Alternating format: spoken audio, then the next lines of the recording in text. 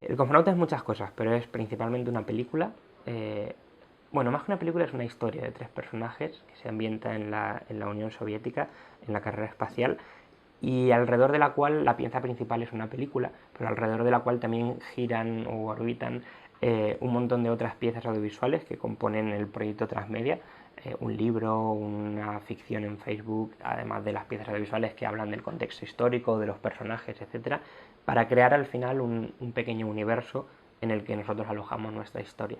Y aparte de eso es un proyecto muy innovador, que tiene varias patas más, va a ser muy innovador, lo ha sido en la financiación, es uno de los proyectos más exitosos de crowdfunding del mundo, lo va a ser en la distribución, vamos a cambiar por completo el modelo actual e intentar buscar un nuevo modelo y ver qué pasa, que se basará en estrenar la película de forma gratuita, al mismo tiempo en internet, cine, DVD y televisión, y con una licencia Creative Commons que permita que la gente la comparta, la remezcle, la modifique y que haga básicamente lo que quiera mientras no haya ánimo de lucro, ¿no? Entonces vamos a intentar repensar cómo funciona el modelo del cine actualmente.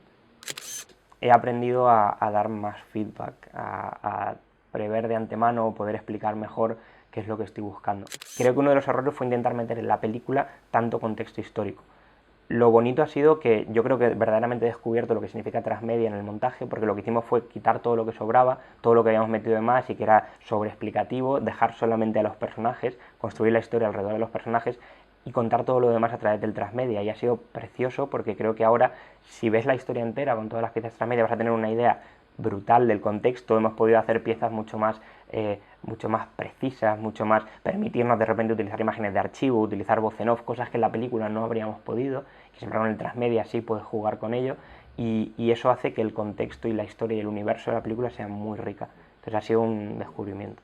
Yo creo que como narradores tenemos una oportunidad única, única en la historia, porque podemos por primera vez prescindir de la tiranía del formato. O sea, ya no necesitamos acotar una historia a un tiempo determinado, a una plataforma, a un lugar. Podemos coger todos los elementos que componen el universo de la historia o de los personajes y expandirlos y desarrollarlos hasta donde queramos, ¿no? Hasta donde decidamos los guionistas y directores. Y creo que es fantástico. Creo que además es algo que los creadores deberían empezar a entender, esta gente que protege su idea, ¿no? Con uñas y dientes, que me parece estupendo, pero realmente no es una idea en un papel, no es nada más que una idea en un papel. Nosotros creemos que detrás de una película, por lo menos como la que queríamos hacer, debe haber una visión única, una visión de los creadores que hay detrás, digamos, pues el director foto, pues el director, etcétera, ¿no? Entonces, digamos que nunca dimos la oportunidad de crear o colaborar de forma directa, pero sí de forma indirecta, porque lo que hemos ido haciendo durante la escritura del guión, por ejemplo, yo me apoyé mucho en la comunidad a la hora de poder, por ejemplo, buscar información histórica, ¿no? Entonces, en lugar de perder 3 horas buscando cuál era el nombre del cohete, no sé qué, que usó tal, de repente preguntaba en nuestro Twitter y había un montón de gente relacionada con el espacio que lo conocía, que lo sabía, que me daba más información de la que necesitaba y que muchas veces eso acabó modificando decisiones mías a nivel de guión, incluso a nivel de la película, ¿no? Yo nunca he sido capaz a nivel de dirección de usar storyboards, lo he intentado más de una vez, he acabado saltándomelos por completo. De hecho hicimos un guión técnico y un storyboard para esta peli, se imprimió, se le repartió al equipo, al día 2 todo el mundo había dejado eso tirado porque vimos que no servía absolutamente para nada.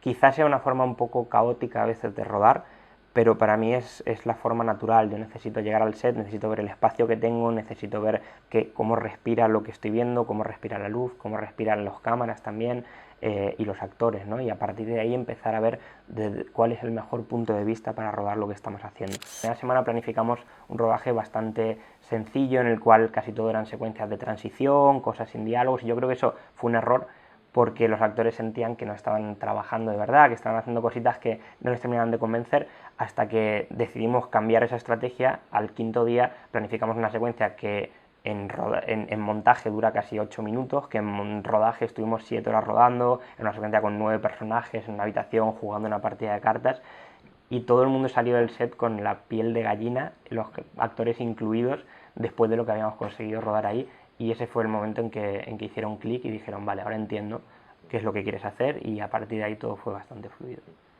Yo creo que el director de una película debe ser un dictador benevolente, ¿no? Entonces, si el equipo entiende eso, si hay ese acuerdo entre el equipo y el director en el cual el equipo entiende que puede proponer lo que quiera, pero que el director va a tomar la última palabra y que nadie debe ofenderse, porque muchas veces pasa, ¿no? Tú propones y crees que tu idea es la mejor del mundo y a lo mejor por lo que sea el director decide que no y que no encaja en el total o en el todo o porque no le gusta, ¿no? Entonces, si asumes que puedes proponer pero no enfadarte porque tus ideas no sean seleccionadas, yo creo en trabajar con gente que es mejor que yo en su campo y que sepa más que yo y por tanto acepto todas las sugerencias del mundo.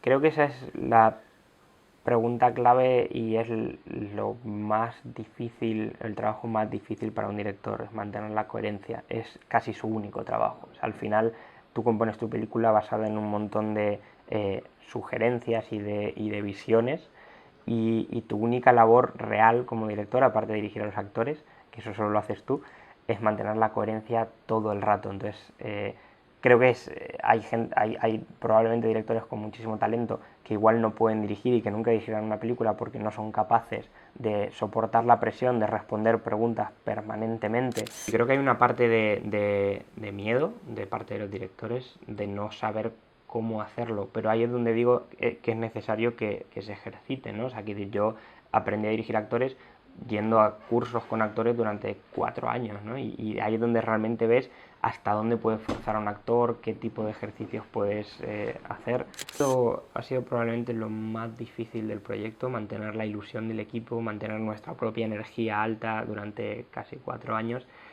mantener la ilusión del primer día y además el poder, digamos, mantenernos económicamente, aunque fuera bajo mínimos, que es lo que hemos hecho, para sobrevivir. Yo creo que la ilusión de que fuera un primer proyecto, de que fuera un proyecto además tan grande, tan ambicioso y tan bonito y que ver que iba saliendo es un poco lo que nos ha mantenido a flote, ¿no? Y a la gente que nos rodea también, el ver que realmente estábamos haciendo algo muy especial, que iba a ser espectacular y que estaba saliendo bien día a día, ¿no? Y que a pesar de los problemas no paraba de crecer, que además ha ayudado mucho el tener una comunidad detrás que nos apoyaba continuamente, el tener apoyo de instituciones que nos han invitado a dar conferencias, o sea, todo eso yo creo que nos ha mantenido un poco encendidos, ¿no? Pero ha sido muy complicado, muy complicado. Es que nosotros no somos un ejemplo, sino una inspiración.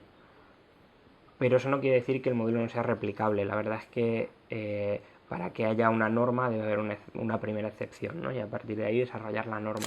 Hace 3 años decías crowdfunding y a la gente le sonaba chino. De pronto ahora hemos conseguido más de 400.000 euros en crowdfunding y hemos hecho la película y ya es posible.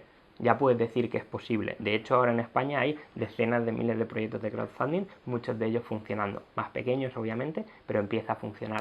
Si eso va a perdurar o no, si vamos a ser punta de lanza de algo que realmente va a suponer algo grande, el tiempo lo dirá. Ojalá sí. Es parte de la ilusión con la que empezamos esto. Si no habríamos hecho solamente una película, probablemente la habríamos financiado de una forma mucho más sencilla, habríamos sufrido menos, pero parte de toda esta idea loca era hacer algo más, poder cambiar cosas, poder reinventar la manera en que se entiende el cine. Ojalá hayamos puesto un pequeño ladrillito, ¿no? en lo que va a ser el cine en los próximos 20 años.